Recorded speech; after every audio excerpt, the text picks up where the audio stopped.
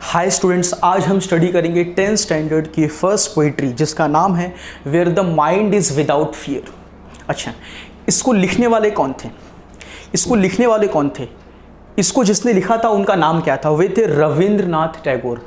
और way before independence, देश की आज़ादी के पहले एक बहुत बड़े लेखक थे, राइटर थे, पोएट थे, म्यूज़िक कंपोज़र थे।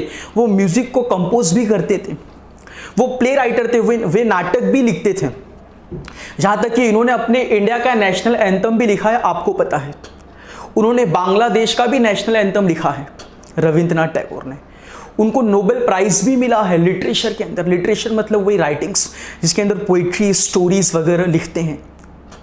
तो ये रविंद्रनाथ टैगोर का समरी था। अच्छा, अब हम आगे स्टडी करते हैं। अब मैं क्या बताऊं, हम ये पोइट्री स्टडी करेंगे और ये पोइट्री स्टडी करने से पहले कुछ इंपॉर्टेंट थिंग्स मैं आपको बताना चाहता हूं। वो क्या है कि सबसे पहले आपको ये मीनिंग लिखना है, स्क्रीनशॉट लेना है, इसको पढ़ना है, स्टडी करना है। उसके बाद आपको आगे की वीडियो देखना है। अच्छा, फिर उसके बाद मैं आपको पोइट्री समझाऊंगा। पोइट्री में हर एक लाइन को एक्सप्लेन करूंगा, प्रॉपर अंडरस्टैंड कराऊंगा, कुछ एग्जाम्पल्स दूंगा। फिर बाद में आपको एप्रिसिएशन बताऊंगा। एप्रिसिएशन में आपको टाइटल हो गया, राइम स्कीम हो गया, सेंट्रल आइडिया हो गया, फिगर ऑफ स्पीच हो गया, ये सब चीज़ें मैं बताऊंगा। ठीक है, तो आते हैं हम लोग नंबर वाइज। सबसे पहले मीनिंग। अच्छा, ये जो मीनिंग है, जैसा कि आपको पता है कि पोइट्री जो होती है, पोइट्री के अंदर जो वर्ड्स होते हैं, जो वर्ड्स की मीनिंग होती है, वो अकॉर्डिंग टू पोएट होती है, अकॉर्डिंग टू डिक्शनरी नहीं होती। वो अकॉर्डिंग टू पोएट होती है, क्योंकि जो पोएट होता है, पोएट उस वर्ड के अंदर अपने इमोशंस को, अपने थॉट्स को फिल करता है। इमोशंस अलग अलग होते हैं, उससे अंडरस्टैंड करना थोड़ा डिफिकल्ट होता है। तो ध्यान देना, ये जो मीनिंग है अकॉर्डिंग टू पोएट है, अकॉर्डिंग टू डिक्शनरी नहीं है। ओके। अच्छा, सबसे फर्स्ट मीनिंग क्या है देखते हैं हम लोग। Mind is without fear. अच्छा, पहले मैंने बताया नहीं ये पोइट्री क्या है। पोइट्री का टाइटल है where the mind is without fear. अच्छा, इसका टाइटल है where the mind is without fear. अच्छा, इस पोइट्री को लिखने वाले रविंद्रनाथ टैगोर है। इसके लिखने का मेन पर्पस क्या है? मतलब बिफोर इंडिपेंडेंस जो अपना देश था, अपनी जो कंट्री थी, जो भारत देश था, वो ब्रिटिश की स्लेवरी में था, ब्रिटिश की गुलामी में था। लोग काफ़ी उदास, हताश हो चुके थे, लोग होपलेस हो चुके थे, लोग ब्रिटिश की स्लेवरी कर रहे थे, लोग अपना कॉन्फिडेंस खो चुके थे। तो उनको जगाने के लिए रविंद्रनाथ टैगोर ने ये पोइट्री लिखा। और ये जो पोइट्री है एक प्रेयर है, एक पोयम के फॉर्म में है। रविंद्रनाथ टैगोर ने ये सबसे पहले बंगाली लैंग्वेज में लिखा था, जो प्रार्थना नाम से जानी जाती है। फिर उसी पोइट्री को खुद इंग्लिश में कन्वर्ट किया। तो ये जो पोयम है एक प्रेयर है, गॉड को प्रेयर है। और ये जो पोयम है प्रेयर के साथ साथ एक मैसेज है, और ये एक यूनिवर्सल मैसेज है। ये एक ऐसा मैसेज है जिसकी वजह से, जिसको अगर फॉलो करेंगे तो पूरे यूनिवर्सल का वेलफेयर होगा। तो ये ध्यान देना, ठीक है। ये पोइट्री किस लिए लिखा है? अच्छा, पहले मीनिंग आते हैं हम लोग। Meaning, mind is without fear मतलब freedom to speak, freedom to live. कहने का मतलब है माइंड इज विदाउट फियर का मीनिंग क्या है? Freedom to speak, freedom to live. मतलब एक ऐसा प्लेस, एक ऐसा स्पेस, एक ऐसा स्थान जहां पर इंसान रहे बिना डरे, फियरलेस। उसे वहां पर बोलने की आज़ादी हो, रहने की आज़ादी हो, किसी प्रकार के रेस्ट्रिक्शंस ना हो जिससे कि उसका डेवलपमेंट रुके। अच्छा, next, head is held high मतलब कि एक ऐसा देश हो जहां पर लोग सेंस ऑफ सेल्फ डिग्निटी को फील करें, लोग आत्मसम्मानित महसूस करें। इसे बोलेंगे हेड इज हेल्ड हाई। मतलब इंसान सर उठा के चल सके मतलब उसे सेल्फ डिग्निटी का सेंस हो, वो अपने आप को आत्मसम्मानित महसूस करे। Next, free education. इस पोइट्री के अंदर जो पोएट है फ्री एजुकेशन का मतलब क्या बता रहा है कि मतलब right to education to rich, चाहे वो रिच हो, चाहे वो पुअर हो, चाहे वो एनी रिलीजियस पर्सन हो या फिर किसी भी कास्ट का, और टू एनी कास्ट, किसी भी कास्ट का हो, किसी भी रिलीजन का हो, सबके लिए एजुकेशन, नॉलेज ऑब्टेनेबल होना चाहिए। किसी से कोई पार्शियलिटी डिस्क्रिमिनेशन नहीं होना चाहिए। नेक्स्ट, नैरो डोमेस्टिक वॉल, इसका मीनिंग क्या है? Division on the basis of religion, caste and colour within the country and between the country. मतलब within the country religion के नाम पे, रिलीजन के बेसिस पे, कलर के बेसिस पे, कास्ट के बेसिस पे जो डिवीजन होता है उसे बोलेंगे नैरो डोमेस्टिक वॉल। और with in the country and between the country, with in the country भी तो होना ही चाहिए, मतलब विद इन द कंट्री भी है इसके अंदर, और बिटवीन द कंट्री मतलब from one country to another country, religion के बेसिस पे, कास्ट के बेसिस पे, कलर की बेसिस पे डिस्क्रिमिनेशन नहीं होना चाहिए। ऐसा पोएट्री में है, ये मैं आपको मीनिंग बता रहा हूं कि नैरो डोमेस्टिक वॉल का मीनिंग क्या होता है। Next, tireless striving. Tireless striving मतलब क्या होता है? Continuous effort. कंटिन्यूअस एफर्ट मतलब थकना नहीं है, कंटिन्यू एफर्ट करना है। Next, stretches its arm. Stretches its arms मतलब कंटिन्यूअस एफर्ट करते हुए अपने गोल को अचीव करना है, मतलब एम्स टू गेट गोल, मतलब जितना हो सके उतना अपने एफर्ट को एक्सपांड करना है। Next, perfection. परफेक्शन मतलब एक्सट्रीमली गुड एंड एक्सीलेंस, मतलब किसी वर्क में, किसी काम में अपने को एक्सट्रीमली गुड करना है, बहुत बेहतर बनाना है, अति उत्तम, बहुत बेहतरीन बनाना है, तो इसे बोलेंगे हम लोग परफेक्शन। परफेक्शन एकदम परफेक्ट, कोई कमी नहीं। Next, clear stream. इस पोइट्री के अंदर according to poet, clear stream का मीनिंग क्या है?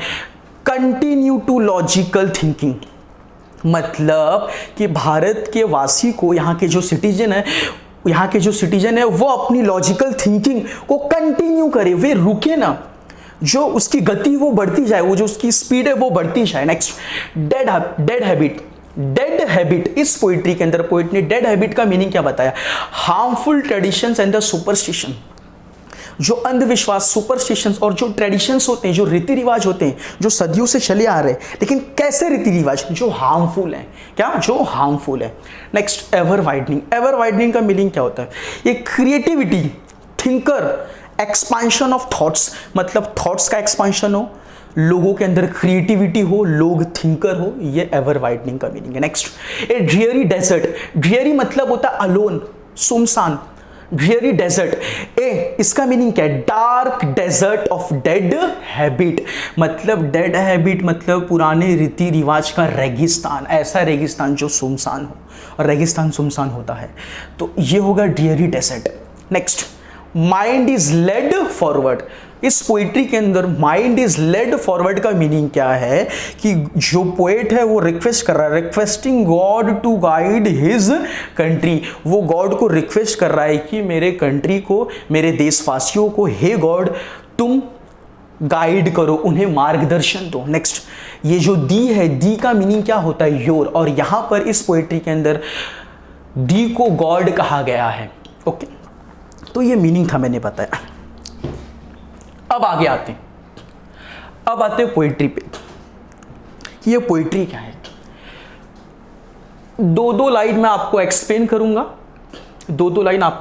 करूंगा, समझाऊंगा, कुछ एग्जांपल्स दूंगा, प्रॉपरली आपको अंडरस्टैंड करना है, बहुत अच्छे से समझेगा, ध्यान देना, ठीक है? क्लियर हुआ?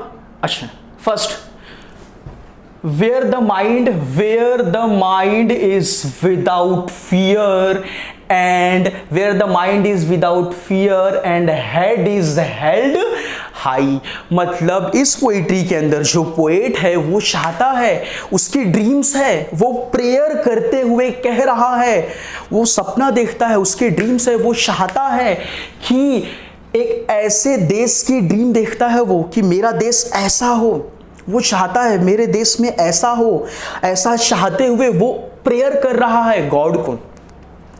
क्या प्रेयर कर रहा है? देखो, where the mind is without fear, मतलब कि मेरा देश ऐसा हो जहां पर लोगों को डर ना हो, लोग फियरलेस हो, लोगों को किसी भी प्रकार का डर ना हो।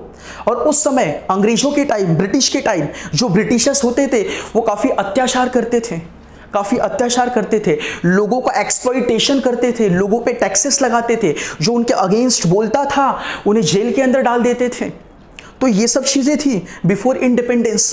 तो उसको देखते हुए रविंद्रनाथ टैगोर बोलते हैं कि हमें एक ऐसा देश चाहिए हे ईश्वर, हे गॉड, मैं एक ऐसा देश चाहता हूं कि जहां पर where the mind is without fear and head is held high, और लोगों का सर ऊपर हो, लोग सर उठाकर चले। क्योंकि उस समय बिफोर इंडिपेंडेंस जब अपने जो ये अंग्रेज थे, इन्होंने इतना अत्याचार किया था, ऑलमोस्ट 150 ईयर्स, 200 ईयर्स, 150 ईयर्स यहाँ पर राज किया, यहाँ पर रूल किया, अपनी इंडिया पे रूल किया।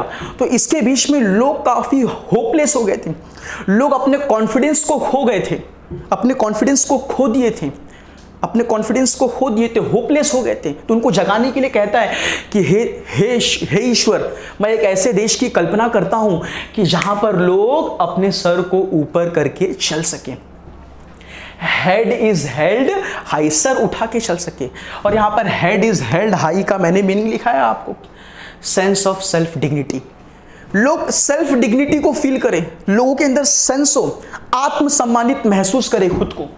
Next, where knowledge is free, मतलब जो पोएट है एक ऐसे देश की कल्पना करता है, मतलब चाहता है ऐसा देश हो जहां पर नॉलेज क्या हो, फ्री हो। और मैंने आपको बताया नॉलेज इज फ्री का मीनिंग, मैंने आपको बताया कि हर कास्ट के लोग, हर रिलीजन के लोग, हर कास्ट के पर्सन, हर रिलीजन के पर्सन, चाहे उसका कैसा भी कलर हो, चाहे वो कोई भी हो, हर किसी के लिए जो नॉलेज हो, जो एजुकेशन हो, वो ऑब्टेनेबल हो, वो ऑब्टेनेबल हो, वो एसेसेबल हो। तो where knowledge is free, because in that time before independence, उस समय जो ब्रिटिश होते थे वो डिस्क्रिमिनेशन करते थे, वो चाहते थे कि जो अच्छे अच्छे लोग हैं, जो हमारी गुलामी करे, जो हमारी बातों को माने, वैसे लोगों को ही बड़ी बड़ी पदवी पर बिठाते थे। ठीक है। अच्छा, और दूसरी चीज, हमारे खुद इंडियंस के बीच में, हमारे जो खुद के इंडियंस थे, वो रिलीजन के नाम पे, रिलीजन की बेसिस पे, कास्ट के बेसिस पे वो डिवाइड थे, खुद की वजह से भी डिवाइड थे। इवन तो जो ब्रिटिशर्स थे उन्होंने भी डिवाइड किया था। आपको पता है जो गिने चुने ब्रिटिश आकर के कैसे रूल कर सकते, वो जो थे उनकी जो संख्या थी काफी कम थी, फिर भी हमारे ऊपर उन्होंने रूल किया, क्योंकि हम डिवाइड थे ऑलरेडी। और उन्होंने डिवाइड एंड रूल की पॉलिसी अपनाई, और हमेशा डिवाइड एंड रूल की पॉलिसी अपनाई और हमेशा राज करते गए। तो यहाँ पे अंग्रेज जो होते थे, जो ब्रिटिश होते थे, वो भी हमें रिलीजन और कास्ट के बेसिस पे डिवाइड करते थे। सिर्फ हमारे इंडियंस ही आपस में एक दूसरे को डिवाइड नहीं करते थे, हमारे इंडियंस के अंदर तो गलती थी ही थी, लेकिन उसके साथ साथ जो अंग्रेज थे, ब्रिटिश थे, वो भी डिवाइड करते थे। इसीलिए वो लिखता है poet, where the knowledge is free for all. यहाँ पे डिस्क्रिमिनेशन नहीं होना चाहिए, रिलीजन के बेसिस पे, कास्ट के बेसिस पे, कलर के बेसिस पे। अच्छा, next stanza, where the world has not been broken up into fragments. जो पोएट है वो चाहता है एक ऐसे देश की कल्पना करता है, वो चाहता है कि जो हमारा देश जो कंट्री है वो टुकड़े में ना बटे, लोग एक साथ रहें, लोग मिलकर रहें, लोग डिवाइड ना हो। कैसे डिवाइड ना हो, किस बेसिस पे? रिलीजन के बेसिस पे, कास्ट के बेसिस पे, कलर के बेसिस पे, लेवल के बेसिस पे, अपर क्लास लेवल के पीपल, मिडिल क्लास लेवल के पीपल, लोअर क्लास लेवल के people, lower caste, upper caste, इसके बेसिस पे डिवाइड ना हो। तो वो कहता है where the world has not been broken up into fragments by narrow domestic walls. यहाँ पे नैरो डोमेस्टिक वॉल्स का मतलब कि विद इन द कंट्री हम डिवाइड ना हो, एज वेल एज एक कंट्री दूसरे कंट्री के साथ भी मिलकर चले। क्योंकि उस समय बिफोर इंडिपेंडेंस आपने देखा रहेगा, first world war, second world war था, हर एक कंट्री एक दूसरे से वॉर करती थी। जो पूरे वर्ल्ड थी, जो पूरा वर्ल्ड था वो खुद डिवाइड हो चुका था, हर एक कंट्री एक दूसरे से फाइट करती थी। यहाँ पे दो चीजें हैं, विद इन द कंट्री हमारे देशवासी डिवाइड ना हो रिलीजन के बेसिस पे, कास्ट के बेसिस पे, as well as all over the world हर एक कंट्री डिवाइड ना हो on the basis of religion, caste. So ये मीनिंग था। Next, where words come out from the depth of truth.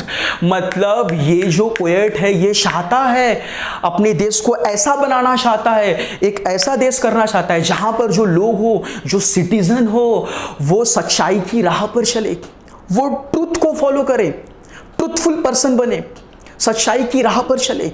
चाहे कोई भी सेक्टर हो, चाहे कोई भी सेक्टर। और आपने देखा है आजकल के डेट में कि जो झूठ का ज़माना चल रहा है हर जगह पर, चाहे वो कोर्ट हो गया, पॉलिटिक्स हो गया, चाहे वो स्पोर्ट्स हो गया, चाहे वो एजुकेशन हो गया, हर एक सेक्टर में झूठ चलता है। तो इसीलिए वो कहना चाहता है पोएट कि ये तो आज के ज़माने की बात किया मैंने, तो इसीलिए पोएट कहना चाहता है कि एक ऐसे देश की कल्पना करना चाहता है कि जहां पर लोग सच्चाई की राह पर चले।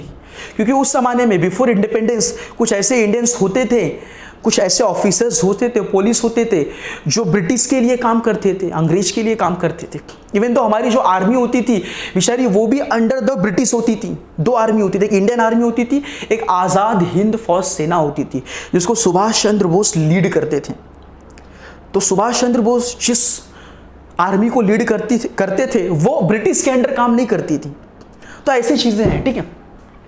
नेक्स्ट, वेयर टायरलेस स्ट्राइविंग का मीनिंग मैंने बताया आपको, कंटिन्यूअस एफर्ट। मतलब where tireless striving stretches its arm. अब यहां पे मतलब समझो, टायरलेस स्ट्राइविंग मतलब एफर्ट, मतलब इंसान जो एफर्ट करता है, मेहनत करता है, स्ट्रेचेस इट्स आर्म, वो उसको एक्सपांड करे, डेवलप करे, आगे बढ़े, रुक ना जाए, टुवर्ड्स परफेक्शन, और करते करते परफेक्शन को अचीव करे, एक्सट्रीमली गुड बन जाए, एक्सीलेंस को अचीव करे। तो ये where tireless striving stretches its arms towards perfection, मतलब मेहनत करे, चारों तरफ मेहनत करे, ईस्ट वेस्ट नॉर्थ साउथ, हर जगह के लोग एफर्ट करे, मेहनत करे चारों तरफ से, और परफेक्शन को अचीव करे। Next, where clear stream. अच्छा, ये क्लियर स्ट्रीम क्या होता है? कंटिन्यू टू लॉजिकल थिंक, मतलब लोग सोचने की कोशिश करे। क्लियर स्ट्रीम मतलब लगातार सोचते रहे, वे रुके ना, अपने माइंड को डेवलप करे, अपने इंटेलेक्चुअल को डेवलप करे। Where the clear stream of reason has not lost its way, मतलब पोएट एक ऐसा कंट्री चाहता है, वो चाहता है मेरा देश ऐसा हो जहां पर लोग सोचे, नई थिंकिंग करे, has not lost its way. उसके बाद into the dreary desert sand of dead habit.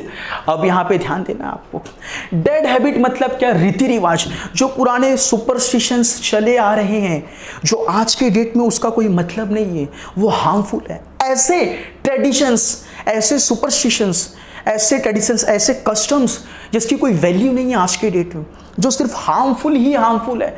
और आपको पता है अपने इंडिया में लोग रिलीजन को ज़्यादा फॉलो करते हैं, भले से उस रिलीजन की वजह से कंट्री को हार्मफुल हो, एनवायरनमेंट को हार्मफुल हो, फिर भी उसे फॉलो करते हैं। उसे फॉलो करने की जरूरत नहीं। बोलो क्यों? क्योंकि वो जो थॉट्स है आज के डेट में उसकी वैल्यू नहीं। तो वही कह रहा है कि जो डेड हैबिट, तो ये जो स्टैंजा है, ये जो लाइन है, इसका मीनिंग क्या है कि कवि एक ऐसे देश की कल्पना करता है जहां पर पुराने रीति रिवाज जैसी जो सोच है, ऐसी थिंकिंग जिसका कोई काम नहीं है, सुपरस्टिशंस अंधविश्वास जिसका कोई काम नहीं, तो वैसे अंधविश्वास में कहीं हमारे भारत के जो नागरिक हैं उनकी सही सोच, अच्छी सोच, डेवलपिंग थिंकिंग, जो डेवलप कर सके, कुछ नया कर सके, वैसी थिंकिंग कहीं इस पुराने रीति रिवाज के रेगिस्तान में खो न जाए। नेक्स्ट, तो ऐसा है, होता है, आपने देखा रहेगा प्रैक्टिकली आपने देखा रहेगा, जब कोई नई बात करता है, जब कोई इनोवेटिव बात करता है, तो कुछ लोग आते हैं, बोलते हैं नहीं ऐसा नहीं है, ये गलत है, ऐसा नहीं कहा गया है, ऐसा बोलते हैं, हमारे रिलीजन में ऐसा नहीं कहा गया है। तो ऐसे बहुत सारे लोग बोलते हैं। तो फिर उसके बाद जा करके जो वो इंसान होता है, वो जो थिंकिंग करता है, उसकी बात आगे जा करके सच होती है। तो ये मैंने मीनिंग आपको बताया, ठीक है। नेक्स्ट, जो पोएट है एक ऐसे कंट्री की कल्पना करता है, वो चाहता है हमारा देश ऐसा हो जहां पर where the mind is led forward by thee, जहां पर गॉड, यहां पर दी का मतलब होता है गॉड, जहां पर गॉड खुद हमारे देशवासी को गाइड करे, मार्गदर्शन करे, उन्हें सिखाए, मार्गदर्शन करे। फिर आगे into ever widening thought and action. कहने का मतलब हमारे देश में जो लोग हैं, जो एक्शन कर रहे हैं, जो थॉट कर रहे हैं, जो थिंकिंग कर रहे हैं, वो एवर वाइडनिंग हो, वो एक्सपांड हो, डेवलप हो, वो इसी तरह आगे बढ़ता जाए। लोग क्रिएटिविटी करें, लोग इनोवेशन करें, और वो सब अंडर दी गॉड के गाइडेंस में हो, गॉड के गाइडेंस में हो। लोग एक्शन के लेवल पर डिवाइड ना हो, लोग कर्मों में डिवाइड ना हो, कर्म के लेवल पर टुकड़े टुकड़े में ना हो, वो मिलकर काम करे, यूनिटी में काम करे, यूनाइट होकर काम करे। ये कहना चाहता है इस लाइन में कौन? पोएट। तो next last stanza, into that heaven, मतलब उसी स्वर्ग में। ये जो ऊपर बातें कर रहा है पोएट, ये सब बातें कर रहा है, मतलब उसी स्वर्ग में ये सब जो बातें पॉसिबल होंगी अगर उस देश में, तो उसी स्वर्ग में, into that heaven of freedom my father. यहां पर माय फादर मतलब गॉड। यहां पे माय फादर से किसे इंडिकेट कर रहा है पोएट? गॉड को। लेट माय कंट्री अवेक, मेरे देशवासियों को जगाए। ऐसा कौन कह रहा है? पोएट कह रहा है कि उसी स्वर्ग में जहां पर आज़ादी हो, लोग सोचने की थिंकिंग करें, जहां पे लोगों को थिंकिंग की आज़ादी हो, लोग सर उठाकर चल सके, लोग टुकड़ों में ना बटे हो, जहां पर लोगों के लिए नॉलेज एक्सेसिबल हो, ऑब्टेनेबल हो सबके लिए, उसी स्वर्ग में सोए हुए लोगों को, जो मेरा सोता हुआ भारत है, उसे जगाए।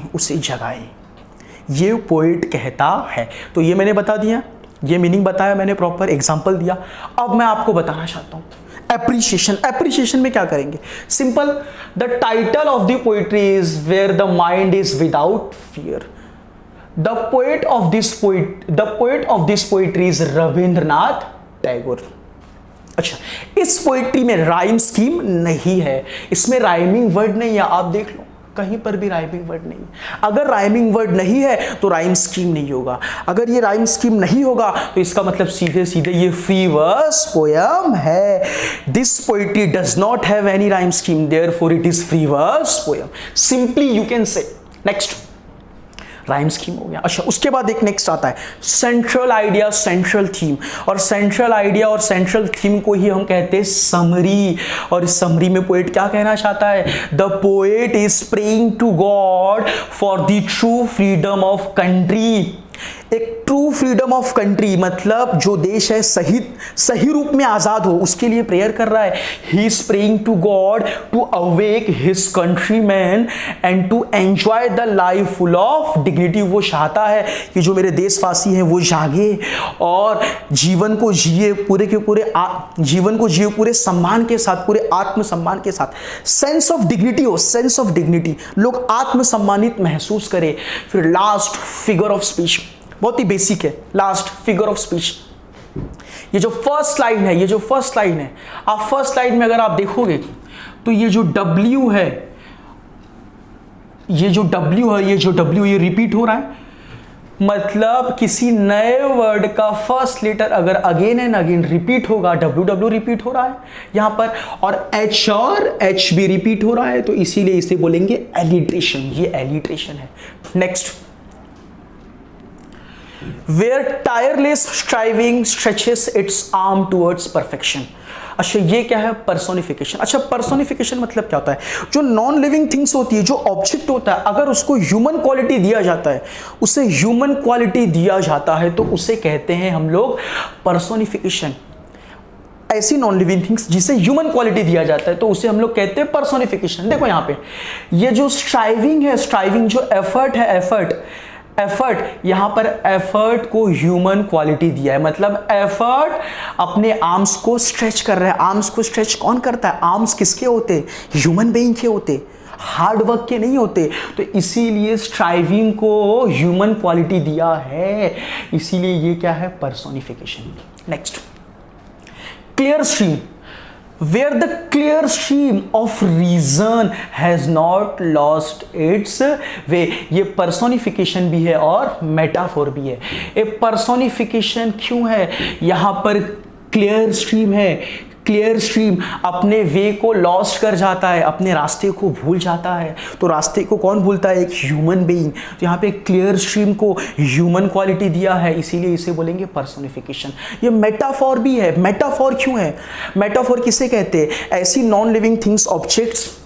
मेटाफोर किसे कहते हैं? जहां पर टू थिंग्स का कंपैरिजन होता है, इनडायरेक्ट कंपैरिजन होता है, और उसमें लाइक, सो और एस का यूज नहीं करते हैं, तो उसे हम कहते हैं मेटाफोर। तो यहां पर क्लियर स्ट्रीम और रीजन का इनडायरेक्ट कंपैरिजन हो रहा है, इसीलिए इसे कहेंगे मेटाफोर। क्लियर स्ट्रीम और रीजन का इनडायरेक्ट कंपैरिजन हो रहा है, इसीलिए इसे कहेंगे मेटाफोर। Next, alliteration. यहां पर डी और डी रिपीट हो रहा है। ईच न्यू वर्ड का अगर फर्स्ट लेटर रिपीट होगा तो उसे बोलेंगे एलिट्रेशन। और ये मेटाफोर भी है, ये मेटाफोर भी है, क्योंकि यहाँ पे क्या बोल रहा है? Dead habit, dreary desert, sand of dead habit, मतलब पुराने रीति रिवाजों का रेगिस्तान। तो पुराने रीति रिवाज का कंपैरिजन रेगिस्तान से किया है, डेड हैबिट का कंपैरिजन ड्रीयरी डेजर्ट से किया है। सो इसीलिए मेटाफोर भी इसे कहेंगे। Next, last. अच्छा, ये जो है ये वाला, ये पर्सोनिफिकेशन है। सबसे पहले पर्सोनिफिकेशन क्यों? क्योंकि इसके अंदर पोएट कह रहा है कि हे गॉड, मेरे देशवासी को जगाओ। तो यहाँ पे जो देश है, देश, country, my father, my country, यहाँ पे गॉड को कह रहा है कि जो मेरी कंट्री है, यहाँ पे कंट्री इस ऑब्जेक्ट को जगाने की बात कर रहा है। तो इस कंट्री के अंदर ह्यूमन क्वालिटी यूज कर रहा है, तो इसे पर्सोनिफिकेशन कहेंगे। और ये एपोस्ट्रॉफी भी है। एपोस्ट्रॉफी क्यों है? एपोस्ट्रॉफी का मतलब क्या होता है? एपोस्ट्रॉफी का मतलब होता है ऐसी चीजें, ऐसी थिंग्स, कोई ऐसा जो फिजिकली प्रेजेंट ना हो, बट फिर भी हम फील कराते हैं कि वो हमारे सामने प्रेजेंट है, तो उसे हम कहते हैं एपोस्ट्रॉफी। तो जो पोएट है, पोएट के सामने फिजिकली गॉड प्रेजेंस में नहीं है, तो फिर भी वो उसे इंडिकेट कर रहा है, इसीलिए यहां पर ये एपोस्ट्रॉफी भी होगा। वो कह रहा है माय फादर। तो एपोस्ट्रॉफी किसे कहते हैं? तो ऐसी चीज जो फिजिकली प्रेजेंस में ना हो, बट फिर भी हम उसे उसके होने का एहसास कराते, फील कराते, तो उसे हम कहेंगे एपोस्ट्रॉफी। तो यहाँ पे गॉड फिजिकली नहीं है, वो इनविजिबल है, वो दिखाई नहीं देता, वो है लेकिन इनविजिबल है, बट फिर भी उसके ना होने के बावजूद वो उससे बात कर रहा है पोएट, उससे फादर कह के। तो इसीलिए ये एपोस्ट्रॉफी भी है। तो ये फिनिश हुआ। अब नेक्स्ट वीडियो में हम नेक्स्ट पोइट्री पढ़ेंगे, आप इसे अच्छे से स्टडी करना। ओके, आज के लिए इतना ही।